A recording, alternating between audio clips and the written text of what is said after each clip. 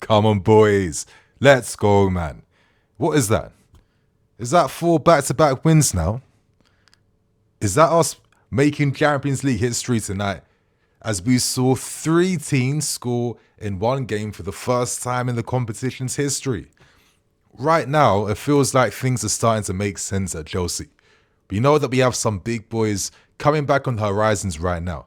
We were able to rest some of our star guys for our big Premier League game against Sunderland this weekend. But most importantly, the youth players were given the opportunity to show themselves today and show up. They most definitely did, as this was a dominant, pretty easy performance against Ajax. And I think, these types of games just build confidence. They're the type of games to make you hungry for the next game. It's a nice game to have at this point in time. And today we can thank the goal scored from Marc, Estevao Willian, Enzo Fernandez, Caicedo, can't forget him, and Tyrique scoring too. It's nice to see that, both Guiu and George are going to try their hardest to become the first team striker right now. And they're trying to give Enzo Maresca some headaches too. But listen, there's a lot of positives to talk about in the game today, but I can't really discuss things without talking about why this game was so easy for us. And that was Ajax kind of self-capitulating. Crazy red card for Kenneth Taylor to pick up. Nasty challenge on Buonanotte. Rightfully sent off. It was above his ankles. Very rash. And it kind of sums up the lack of confidence that the Ajax team are feeling right now. This now means 4 games on the bounce now without seeing a win. Once that moment happened, of course, I think they kind of lost their heads. I think that was typified by Weghorst. He had a very comical first half, this guy, trying to get involved in things. In the end, he paid the price for trying to force the motion a bit too much. This is what happens when you don't take a touch. When you're forcing the motion, he brings out Enzo Fernandez at the wrong time to give us the ability to take this game away from Ajax. And, he was the one who made it 2-1 and gave Ajax some hope of, fooling themselves into thinking that maybe they could bag a draw. Definitely not. But Ajax made things easy, and for large parts of this game, it felt like a training ground session. Let's keep it real. I know some of you guys are purists, and I respect your takes. Some of you may even feel, for the dominance we had for such a long time, and after making it 5-1 really early on in the second half, I think a lot of you guys might be wondering, why didn't we get 6, maybe 7? Why did it feel like we weren't constantly able to find opportunities past this 10-man Ajax team that are just sitting back and defending? Listen, you're allowed to have your thoughts in this game, yeah? But you know what? We've got to take these games and results how they come. And it's still impressive for us to be able to secure such a dominant win over a team like Ajax, irrespective of anything that's going on right now. So yeah, I'm glad with what we saw. And it feels like maybe with this game, maybe some of the young guys now are starting to get to grips with the system a little bit. Now, I thought Estevao, he stood out big time tonight. I thought Jamie Gittens, this was by far his most promising game this entire season. I thought Marc, he looked good. Tyrique, he looked pretty good. And it was kind of interesting because, in that second half, now that I think of it, we didn't even play with a striker, did we? Because Tyrique was on the right side. And it felt like it was just a striker to set up with both Buonanotte and Estevao, looking to try and break into the box. That's what it looked like from my perspective. But yeah, man, the young guys stood out. Nice to see some Cobham team involvement in Reggie Walsh, who Maresca clearly likes his kids. He understands what he has to do. Very tactically aware at a very young age. Again, this guy is now getting games in the Conference League, now getting games in the Champions League. It's mad. And I'm really fascinated to see what the future holds for someone like him. You'd imagine maybe he gets a loan end of the season, so he can kind of make his mark now. And I wouldn't be surprised if this guy was able to get maybe a European loan straight away. I would love to see some of these guys go to Strasbourg to get their moments. If we can do it for Kendry Pires, and then look, let's do it for our top grads as well, right? But I'm kind of just getting all over the place right now. Yeah, the performance I want to talk about, Estevao Willian. Estevao played the game today like he thought he was the best player on the pitch, and he kind of was. Very unfortunate not to make it to. There was a superb in-swinging cross from Jamie Gittens that nearly found him. Like, Estevao was inches away from making contact with that cross. It was great play. And I just like the confidence he has to constantly want to try. You know, at times when you compare other performers, it feels like maybe the other players don't have the confidence to kind of like have that single-minded nature to try and just win the game by themselves. But this is the type of player we have and potential we have in Estevao, where at 18 years old, he's barely even spent months in this country. He's come to a new league, new squad, new setup, and instantly he's ready to take responsibility. He's ready to showcase what he's about. And I think that was typified by the lovely, lovely gesture from Enzo Fernandez to allow Estevao to score his first goal in his Champions League career. I really like that.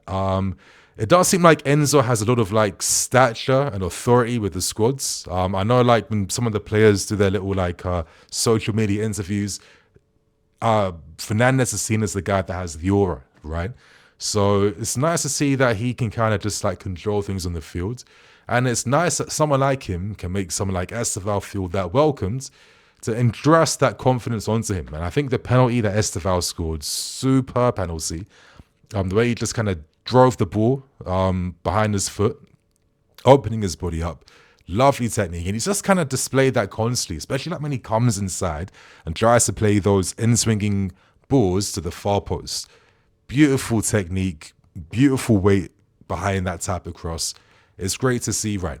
But yeah, he was constantly looking to make things happen. A lot of times he was isolated 1v1.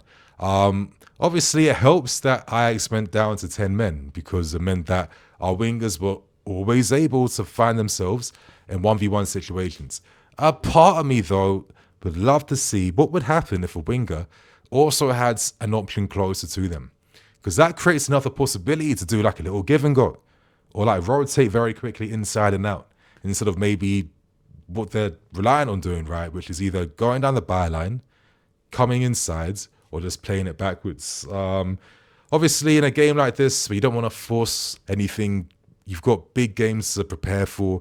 A lot of you guys aren't even fully fit like that right now. It's kind of nice that you can play this game at a draining ground tempo. Fair enough. But it was good to see that Estevao, no matter what type of games the state of the game is in, he will make sure that he puts on a show for the fans. And it's great to see that type of confidence that he already has and that little relationship forming between himself and Chelsea fans.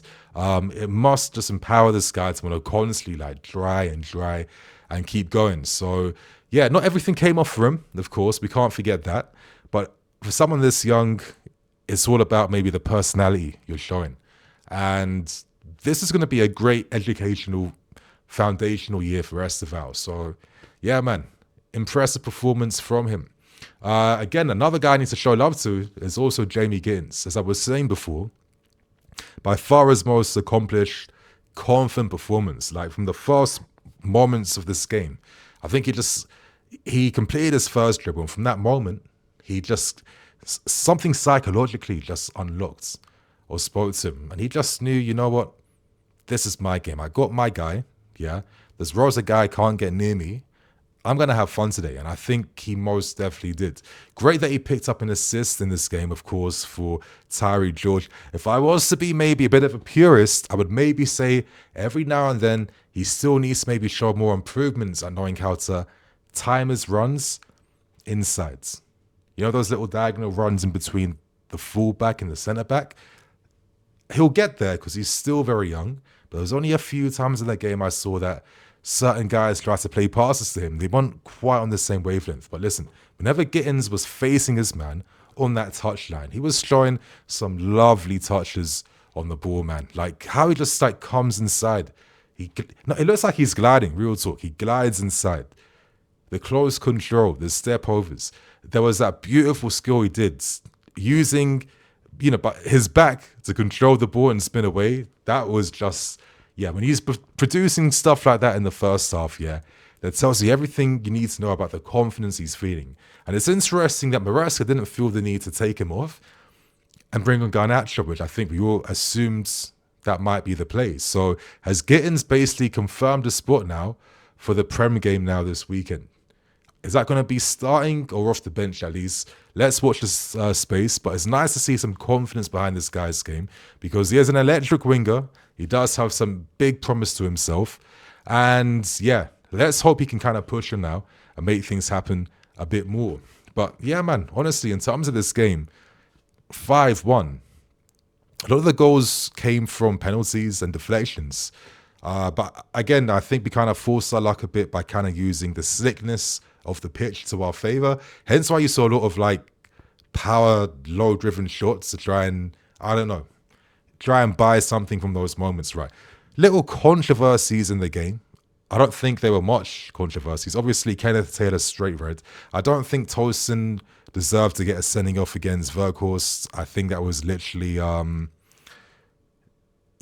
think that was just momentum bringing him down. He's a long, Langley type of guy. If you're close to him, you're going to maybe feel a bit of contact, right? But that was definitely not done on purpose. Makes sense that he got subbed off, though, because Maresca won't be taking any more risks now. Not when you have such a big advantage. It was the right decision to make. And, yeah, outside of that, they're the only things I can think of. Fofana was kind of showcasing some pain in the final 10 minutes. Hopefully it's just cramp. It's good to see him ending the game. I wanted him to end the game, try and get past that psychological barrier. That's what I was thinking about. Maybe when you've been out for so long, you can feel like you're a bit too in tune and a bit too sensitive to how your body feels. It's only my take. I'm probably wrong in this situation, but I don't know. I kind of see it from that perspective. So maybe it's going to do him some good knowing that he could finish this game. And he wasn't really tested too much either. So yeah, that was really interesting to see.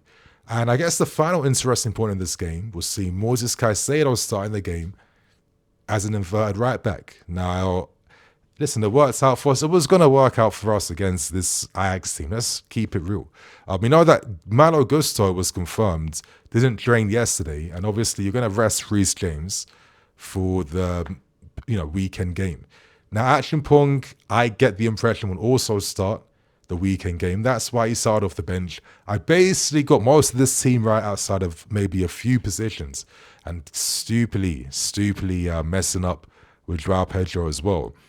But yeah, I wanted to maybe just like let you guys have that understanding in case you were thinking Maresca was doing some Takatico nonsense and forcing things for no reason. But I've always thought personally that Moises, listen, he's like one of the few guys that could probably play the inverted role to a world-class level. Let's keep it real. We've won every single game of Moises playing the inverted role. So let's have that as food for thought. And could we see a bit more of that if we are going to see certain games where Lavia and Enzo are playing in midfield together? What do you guys think? Let us know in the comment section. But you guys, that's pretty much that today.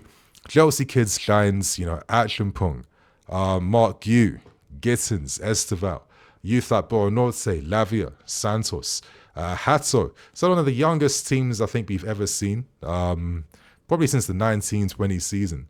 And right now, these guys have made it 2 wins in the Champions League back-to-back. So hopefully now we can continue this form because our next 7 games, you guys, the next 7 games we have right now, you go on a mad run, then you create these big possibilities and advantages that you're going to benefit from. So my friends, that's everything from the game today. Let us know your thoughts and opinions below, and I'll catch you guys later with more videos. Love. Cool.